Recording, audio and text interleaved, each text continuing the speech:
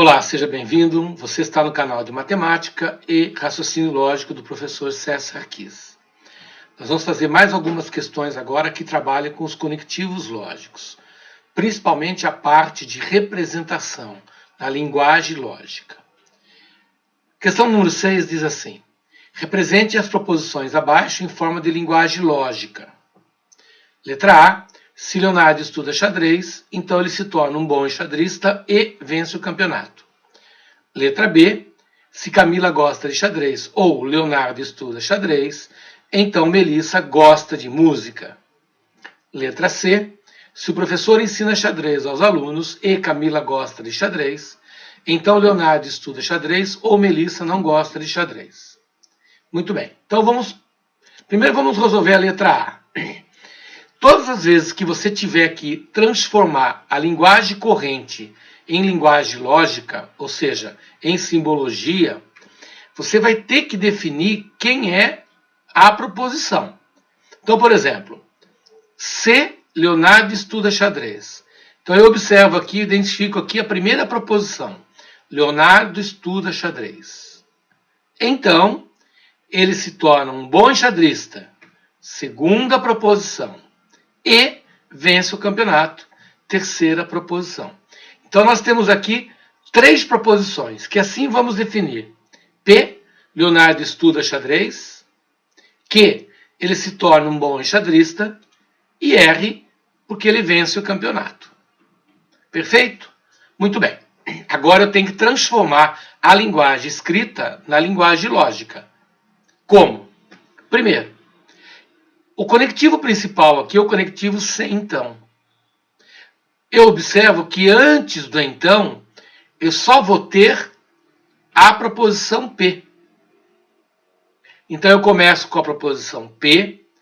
No lugar da palavrinha então, eu vou colocar a tal setinha, que é o conectivo da condicional. Depois dessa setinha vão vir as proposições que e a proposição R.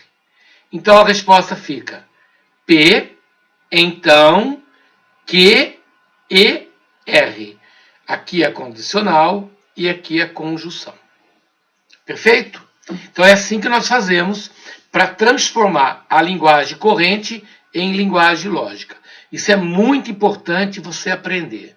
Muitos exercícios da lógica nós vamos resolver através da linguagem lógica, não da linguagem corrente. Vamos para a letra B. Se Camila gosta de xadrez ou Leonardo estuda xadrez, então Melissa gosta de música. Mais uma vez, eu observo a existência de três proposições: Camila, Leonardo e Melissa. Então vamos às definições. P, Camila gosta de xadrez. Q, Leonardo estuda xadrez. R, Melissa gosta de música. Agora eu observo que o então está aqui no final da frase. Ó, se então. Após a palavrinha então vem a frase da Melissa. Isso quer dizer que eu vou ter que colocar uma setinha, simbolizando a condicional, e após essa setinha eu vou colocar a frase da Melissa, que é a frase R. As proposições P e Q vêm antes do então, interligadas pelo ou. P ou Q, então R. Essa é a nossa resposta. P ou Q, então R. Perfeito? Letra C. Na letra C, nós temos: se o professor ensina xadrez ou aos alunos e Camila gosta de xadrez, então Leonardo estuda xadrez ou Melissa não gosta de xadrez. Então agora eu observo a existência de quatro proposições: professor, Camila, Leonardo e Melissa. Então nós vamos definir assim: P, professor ensina xadrez. Q, Camila gosta de xadrez. R, Leonardo estuda xadrez. S, Melissa não gosta de xadrez. Aqui está o então. Então aqui está o nosso divisor de águas. Aqui está a nossa setinha. Antes da setinha, eu tenho a frase do professor e a da Camila, interligadas pelo E. Então, antes da setinha, eu vou colocar o P, que é do professor, e o Q, que é o da Camila, interligados pelo E. Depois da setinha, eu vou colocar o Leonardo e a Melissa interligados pelo O. Então, antes da setinha, P e Q. Depois da setinha, R ou S. P e Q, então R ou S. Perfeito? Vamos para a questão de número 7. A proposição composta, se João mentiu e Jorge não falou a verdade, então Jonas não mentiu ou Joaquim estava confuso. Pode ser decomposta em 4 proposições simples, PQRS, assim definidas. Assinale a alternativa que representa simbolicamente a proposição composta. Muito bem. Então, nós pegamos a frase que ele nos deu. João mentiu, Jorge não falou a verdade, Jonas não mentiu ou Joaquim estava confuso. E separei em 4 proposições, como ele mesmo disse. Então, agora eu vou traduzir em linguagem lógica o que está escrito aqui na linguagem corrente.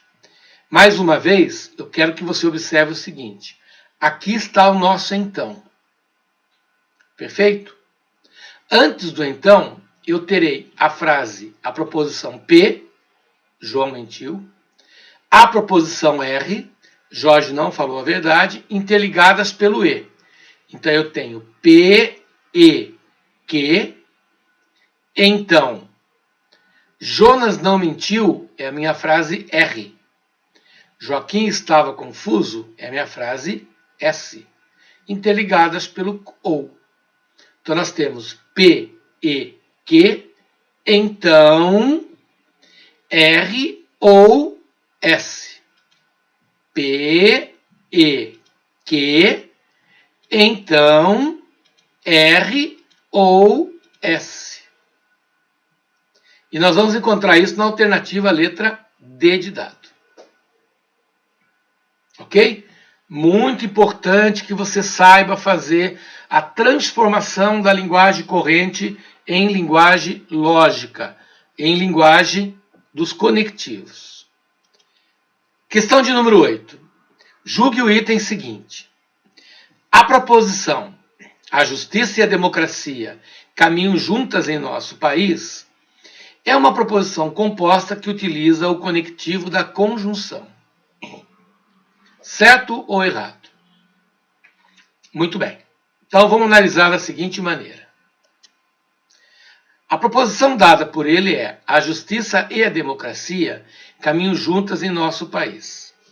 Lá atrás, nós definimos que uma proposição é considerada lógica quando ela é formada por sujeito e predicado. Quando ela consegue traduzir uma ideia completa. Quando ela é uma frase declarativa, quando ela é uma frase afirmativa. Muito bem. Nessa proposição, nós temos exatamente isso. A democracia e a justiça caminham juntas em nosso país. Muito bem. Só que tem um pequeno detalhe nessa proposição. Justiça e democracia representam o sujeito da oração. Então, essa questão eu trouxe para a nossa aula porque ela pode pegar você. O aluno observa a letrinha E nessa posição e já logo associa a conjunção. Ora, nessa frase, justiça e democracia é o sujeito composto. Na língua portuguesa, nós temos aí uma oração simples de sujeito composto. Se ela é uma oração simples, ela é uma proposição simples e não uma proposição composta. Então, jamais eu poderia falar no conectivo da conjunção, porque o conectivo da conjunção só é usada nas proposições compostas. E não é o caso dessa proposição. Ela é uma proposição simples. Portanto, a questão de número 8 é errado. Perfeito? Essa é uma questão muito importante que vocês têm que ficar ligados nisso.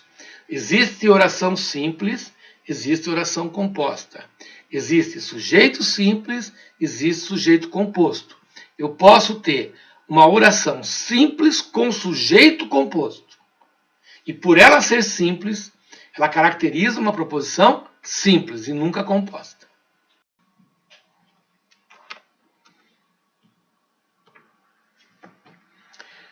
Questão de número 9. Considere as seguintes proposições. A. Você é estudioso. B. Você é esforçado. C. Você é paciente. D. Você é ambicioso. E. Você terá sucesso na vida. A proposição, se você for estudioso e esforçado, ou paciente e ambicioso, você terá sucesso na vida. Julgue o item seguinte. A proposição pode ser representada por A e B, ou C e D, então E. Então vamos imaginar o seguinte. Aqui nós temos as proposições dadas por ele.